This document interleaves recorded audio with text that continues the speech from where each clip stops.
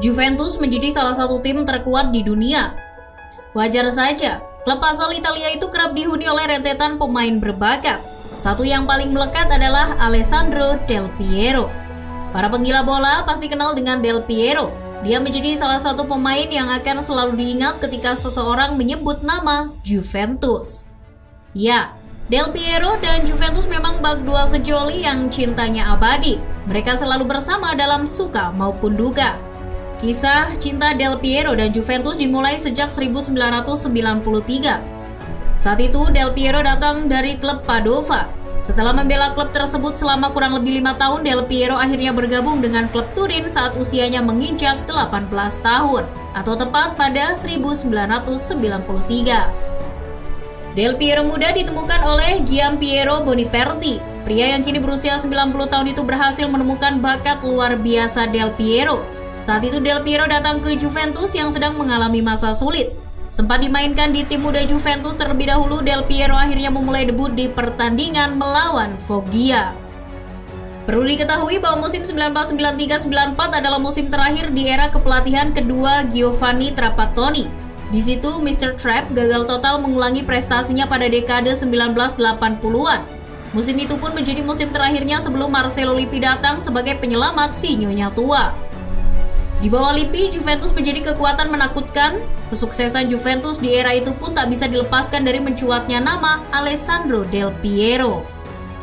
Bersama Lippi, Del Piero memainkan peran yang begitu menonjol.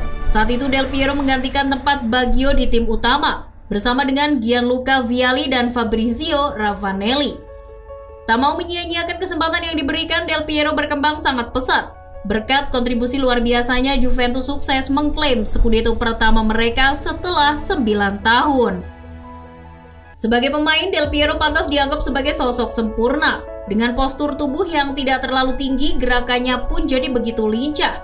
Tak cuma itu, kemampuannya dalam mencetak gol tercermin dengan gaya khas yang kemudian dinamai gol ala Del Piero.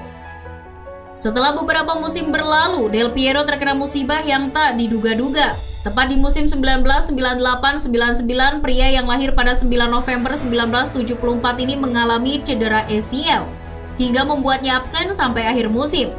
Tanpa Del Piero, Juventus hanya mampu finish di peringkat 6 Serie A, meski masih memiliki nama-nama hebat lainnya seperti Zinedine Zidane dan Filippo Inzaghi. Karirnya di Juve menjadi semakin rumit setelah si nyonya tua menunjuk Carlo Ancelotti sebagai allenatore anyar. Pasalnya di bawah arahan pelatih yang kini membesut Everton itu, Del Piero tidak diplot sebagai penyerang utama. Namun secara kebetulan Juventus pun sempat agak seret gelar sampai akhirnya Ancelotti angkat kaki di tahun 2001. Sebagai gantinya, Juventus kembali mendatangkan Lippi. Praktis tempatnya di lini serang Juventus pun kembali aman. Terlebih Del Piero yang saat itu berusia 27 tahun resmi ditunjuk sebagai kapten untuk menggantikan Antonio Conte yang semakin menua. Di bawah kepemimpinannya, Juventus mengalami pasang surut. Sempat memenangkan trofi Serie A, Juventus akhirnya terlempar ke jurang kehancuran. Tepat di tahun 2006, si nyonya tua harus turun kasta setelah terlibat dalam kasus Calciopoli. Diketahui Luciano Moggi yang ketika itu menjabat sebagai general manager Juventus menjadi sosok sentral dalam kasus paling memalukan dalam sejarah sepak bola Italia ini. Karena Juventus dianggap sebagai klub yang paling banyak menerima keuntungan, FIGC menjatuhkan hukuman berupa degradasi ke kompetisi Serie B. Meski begitu, hal tersebut sama sekali tidak melunturkan cinta Del Piero kepada Juventus. Il Capitano rela terjun ke lubang derita demi mengangkat kembali harkat dan martabat Juve. Padahal Del Piero bisa saja pergi meninggalkan Juve. Di usianya yang masih sangat produktif, ia bisa pindah ke klub lain yang mungkin lebih besar dari Juventus. Tapi, saat ditanya mengapa ia tidak ingin meninggalkan Juve, Del Piero pun menjawab, laki-laki sejati tidak akan pernah meninggalkan wanitanya. Kalimat itu pun sontak menjadi booming. Del Piero makin dicintai penggemar dan sangat layak mendapat sebutan Mr. Juventus. Perjalanan Del Piero dan para legenda lainnya dalam memulihkan raga Juventus tergolong sangat berat. Memulai kompetisi Serie B dengan pengurangan 17 poin, Juventus makin remuk setelah beberapa nama tenar seperti Zlatan Ibrahimovic, Patrick Vieira, Fabio Cannavaro, Gianluca Zambrotta, dan Emerson memilih pergi, pun dengan pelatih Fabio Capello. Saat Del Piero hanya berjuang dengan nama-nama seperti Gianluigi Buffon, Pavel Nedved, Mauro Camoranesi, hingga David Trezeguet. Bermain di bawah arahan Didier Deschamps, Del Piero yang masuk ke dalam starting 11 di laga perdana melawan Rimini hanya mampu membawa Juventus meraih 1 poin saja. Setelah kembali melakukan banding, Juventus akhirnya hanya mendapat pengurangan sebanyak 8 poin dari yang sebelumnya. Mereka pun kian percaya diri untuk bisa promosi. Hingga tepat pada 15 Mei 2007, Juventus akhirnya bisa kembali ke Serie A. Kemenangan 5-1 yang diraih di Arezzo memastikan langkah mereka untuk kembali ke kompetisi papan atas.